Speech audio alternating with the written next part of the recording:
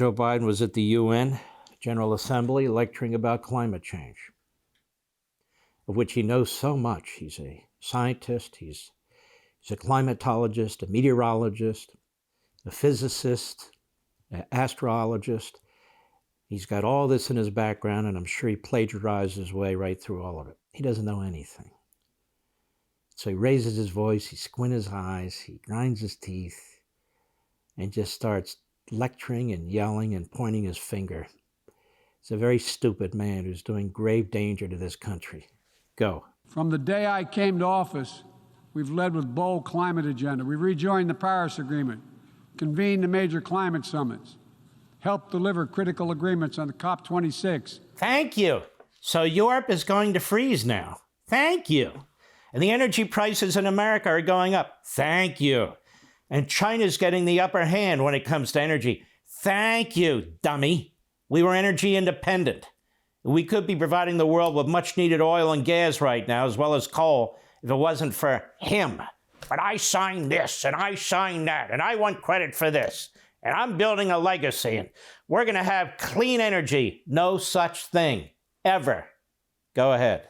Thirds of the world's GDP on track to limit warming to 1.5 degrees Celsius. And now... Tell me, mister, what do you mean by 1.5 degrees Celsius? What is that? He has no friggin' idea. No idea whatsoever. What is the exact temperature the globe should be? Nobody knows. Like we could control it. You know what's up there, ladies and gentlemen? You ever look up in the sky and see that big yellow thing? It's called the sun. The sun determines the climate on Earth. Almost nothing else. The sun. It's very, very, very powerful. And one day, 3 or 4 billion years from now, it'll burn out. There'll be no more universe. Poof. It'll all be gone. So little irritation from the sun over here, little anxiety from the sun over there, and Mother Nature doesn't stand a chance. So it's not a matter of climate change. What is climate change? It's a new phrase they came up with. Climate change. What happened to the dinosaurs? Was it climate change? Too much carbon dioxide? Too much industrialization? This is the Great Flat Earth Society. That's what it is. The Great Flat Earth Society, where the dumbest politicians have figured out how to control you and the rest of the world. That is to control your air, to control your water, to control your consumption, to control your energy. Just say it's all linked to the climate, and humans have everything to do with it.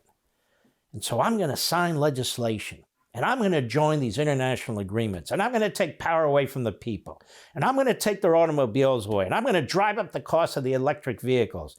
And then what I'm going to do is limit how much driving people can do. And then what we're going to do is limit whether they can have cars or how many cars they can have, limit where they can live for the good of the climate. We're going to control their zoning. We're going to control their housing. We're going to control where they live, how often they can drive, if they can drive at all. Oh yeah, we got it. We got this thing figured out. Go. I've signed a historic piece of legislation here in the United States that includes the biggest, most important climate commitment we have ever made in the history of our country. What is with this all the time? The greatest commitment we've made to climate change in our country. 350 billion of the 800 billion you signed about a month ago. So what does it do? Subsidize the building of solar panels. Didn't we do that already? What was it called? Solenta or something? Did they go bankrupt? Wasn't that a ripoff? Yes. And he wants to subsidize these massive propellers, wind power. But not in my backyard. You know, when they wanted to put those off of Cape Cod, you could go out back of the Kennedy compound in Hyannisport and look at these beautiful, massive windmills and so forth in the middle of the ocean. John Kerry fought it and won. So they're not there. So where shall we put them? I don't know. Where should we put them? Well, don't we need what they call environmental justice and equity? Can't put them in poor neighborhoods, can't put them in rich neighborhoods. Where are we going to put them? And the amount of wind power and solar power, the amount of physical things that you need to even theoretically create the kind of energy that this country needs is like 1/3 to 40% of the landmass of the United States. Oh, yes. And guess what? Depending on the weather, you may not get any electricity. I don't know how many more examples we need. When you look at California, brownouts and blackouts, it's insane. When you look what happened to Texas, because they had moved so much of their energy into these so-called clean renewables. Remember what happened to Texas? How many more examples do we need? We have Sri Lanka, which was actually a pretty vital country.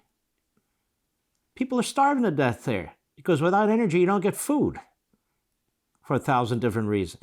Look at Germany in 1 year. They're going to freeze over there this summer. In Poland, as I said the other day, the people are going into the woods to prepare for a very hard winter, and they're told to. And yet he signed legislation to put us on the same track.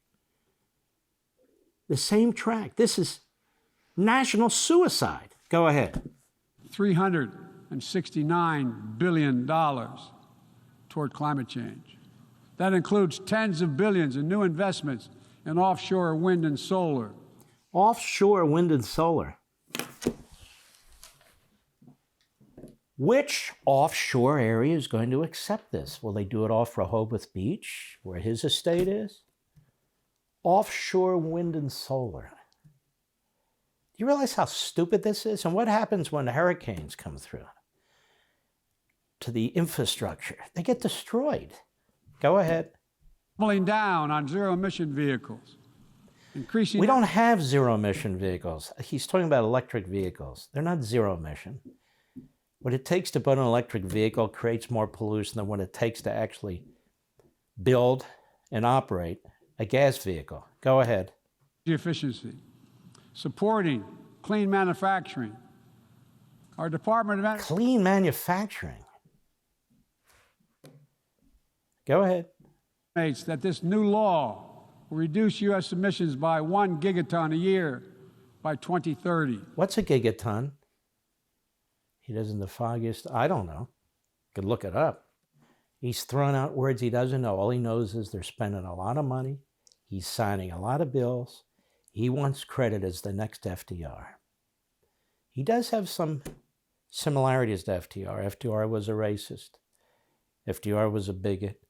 FDR destroyed the American economy. FDR did grave damage to the Constitution of the United States. There are similarities, you know. Go ahead. While unleashing a new era of clean energy-powered economic growth. Our investments will also help reduce the cost of developing clean energy technologies worldwide, not just in the United States.